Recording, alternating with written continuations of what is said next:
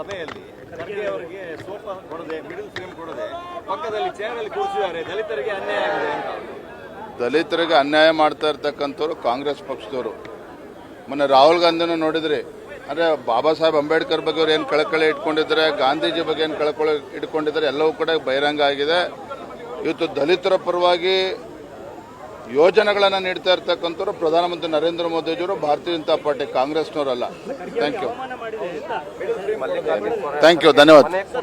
ಒಂದು ಈ ಚರ್ಚೆ ಆಗ್ತಾ ಇರುವಂತದ್ದು ಇನ್ನೊಂದು ಪಕ್ಷದ ರಚನೆ ಮತ್ತು ಮತ್ತೆ ಬಿಜೆಪಿ ಮಾತುಕತೆ ಮಾಡ್ತದ ಮಾತಾಡ್ತೇನೆ ಅದು ಚಲವಾದೇವರು.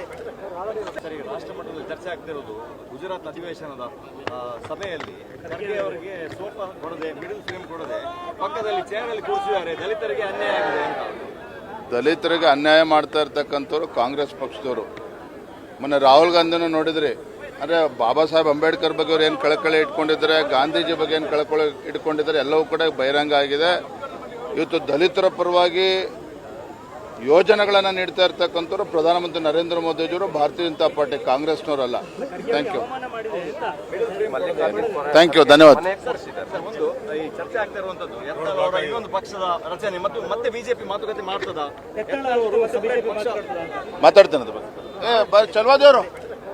ಸರಿ, ರಾಷ್ಟ್ರ ಮಟ್ಟದಲ್ಲಿ ಚರ್ಚೆ ಆಗ್ತಿರೋದು ಗುಜರಾತ್ ಅಧಿವೇಶನದ ಸಭೆಯಲ್ಲಿ ಖರ್ಗೆ ಅವರಿಗೆ ಸೋಫಾ ಕೊಡದೆ ಮಿಡಲ್ ಫ್ರೇಮ್ ಕೊಡದೆ ಪಕ್ಕದಲ್ಲಿ ಚೇರಲ್ಲಿ ಕೂರಿಸಿದ್ದಾರೆ. ದಲಿತರಿಗೆ ಅನ್ಯಾಯ ಆಗಿದೆ ಅಂತ. ದಲಿತರಿಗೆ ಅನ್ಯಾಯ ಮಾಡ್ತಾ ಇರ್ತಕ್ಕಂಥವ್ರು ಕಾಂಗ್ರೆಸ್ ಪಕ್ಷದವರು.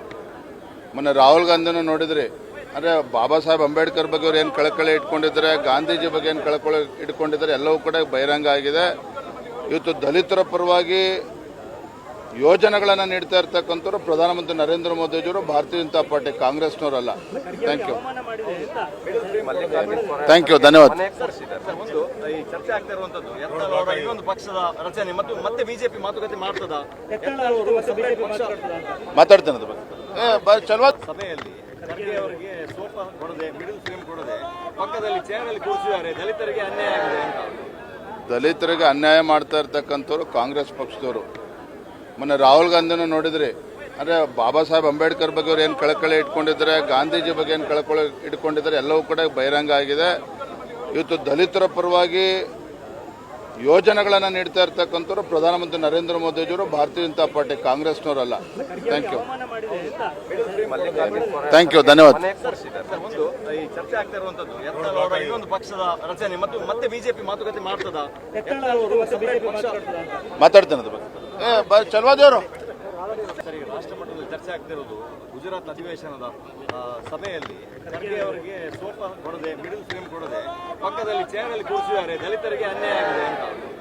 ದಲಿತರಿಗೆ ಅನ್ಯಾಯ ಮಾಡ್ತಾ ಇರ್ತಕ್ಕಂಥವ್ರು ಕಾಂಗ್ರೆಸ್ ಪಕ್ಷದವರು. ಮೊನ್ನೆ ರಾಹುಲ್ ಗಾಂಧಿನೂ ನೋಡಿದ್ರಿ, ಅಂದರೆ ಬಾಬಾ ಸಾಹೇಬ್ ಅಂಬೇಡ್ಕರ್ ಬಗ್ಗೆ ಅವ್ರು ಏನು ಕಳಕಳಿ ಇಟ್ಕೊಂಡಿದ್ದಾರೆ, ಗಾಂಧೀಜಿ ಬಗ್ಗೆ ಏನು ಕಳಕಳಿ ಇಟ್ಕೊಂಡಿದ್ದಾರೆ, ಎಲ್ಲವೂ ಕೂಡ ಬಹಿರಂಗ ಆಗಿದೆ. ಇವತ್ತು ದಲಿತರ ಪರವಾಗಿ ಯೋಜನೆಗಳನ್ನು ನೀಡ್ತಾ ಇರ್ತಕ್ಕಂಥವ್ರು ಪ್ರಧಾನಮಂತ್ರಿ ನರೇಂದ್ರ ಮೋದಿಜಿಯವರು, ಭಾರತೀಯ ಜನತಾ ಪಾರ್ಟಿ, ಕಾಂಗ್ರೆಸ್ನವರಲ್ಲ. ಥ್ಯಾಂಕ್ ಯು, ಥ್ಯಾಂಕ್ ಯು, ಧನ್ಯವಾದ. ಒಂದು ಈ ಚರ್ಚೆ ಆಗ್ತಾ ಇರುವಂತದ್ದು ಇನ್ನೊಂದು ಪಕ್ಷದ ರಚನೆ ಮತ್ತು ಮತ್ತೆ ಬಿಜೆಪಿ ಮಾತುಕತೆ ಮಾಡ್ತದ ಮಾತಾಡ್ತೇನೆ ಅದು ಚಲವಾದೇವರು. ಸರಿ, ರಾಷ್ಟ್ರ ಮಟ್ಟದಲ್ಲಿ ಚರ್ಚೆ ಆಗ್ತಿರೋದು ಗುಜರಾತ್ ಅಧಿವೇಶನದ ಸಭೆಯಲ್ಲಿ ಖರ್ಗೆ ಅವರಿಗೆ ಸೋಫಾ ಕೊಡದೆ ಮಿಡಲ್ ಫ್ರೇಮ್ ಕೊಡದೆ ಪಕ್ಕದಲ್ಲಿ ಚೇರಲ್ಲಿ ಕೂರಿಸಿದ್ದಾರೆ. ದಲಿತರಿಗೆ ಅನ್ಯಾಯ ಆಗಿದೆ ಅಂತ. ದಲಿತರಿಗೆ ಅನ್ಯಾಯ ಮಾಡ್ತಾ ಇರ್ತಕ್ಕಂಥವ್ರು ಕಾಂಗ್ರೆಸ್ ಪಕ್ಷದವರು. ಮೊನ್ನೆ ರಾಹುಲ್ ಗಾಂಧಿನೂ ನೋಡಿದ್ರಿ, ಅಂದರೆ ಬಾಬಾ ಸಾಹೇಬ್ ಅಂಬೇಡ್ಕರ್ ಬಗ್ಗೆ ಅವ್ರು ಏನು ಕಳಕಳಿ ಇಟ್ಕೊಂಡಿದ್ದಾರೆ, ಗಾಂಧೀಜಿ ಬಗ್ಗೆ ಏನು ಕಳಕಳಿ ಇಟ್ಕೊಂಡಿದ್ದಾರೆ, ಎಲ್ಲವೂ ಕೂಡ ಬಹಿರಂಗ ಆಗಿದೆ. ಇವತ್ತು ದಲಿತರ ಪರವಾಗಿ ಯೋಜನೆಗಳನ್ನು ನೀಡ್ತಾ ಇರ್ತಕ್ಕಂಥವ್ರು ಪ್ರಧಾನಮಂತ್ರಿ ನರೇಂದ್ರ ಮೋದಿಜಿಯವರು, ಭಾರತೀಯ ಜನತಾ ಪಾರ್ಟಿ, ಕಾಂಗ್ರೆಸ್ನವರಲ್ಲ. ಥ್ಯಾಂಕ್ ಯು, ಥ್ಯಾಂಕ್ ಯು, ಧನ್ಯವಾದ. ಒಂದು ಈ ಚರ್ಚೆ ಆಗ್ತಾ ಇರುವಂತದ್ದು ಇನ್ನೊಂದು ಪಕ್ಷದ ರಚನೆ ಮತ್ತು ಮತ್ತೆ ಬಿಜೆಪಿ ಮಾತುಕತೆ ಮಾಡ್ತದ ಮಾತಾಡ್ತೇನೆ ಅದು ಚಲವಾದೇವರು. ಹೆಚ್ಚಿನ ವಿಡಿಯೋಗಳಿಗೆ ಪ್ರತಿಧ್ವನಿ ಯೂಟ್ಯೂಬ್ ಚಾನೆಲ್ ಸಬ್ಸ್ಕ್ರೈಬ್ ಮಾಡಿ, ಬೆಲ್ ಐಕಾನ್ ಕ್ಲಿಕ್ ಮಾಡಿ.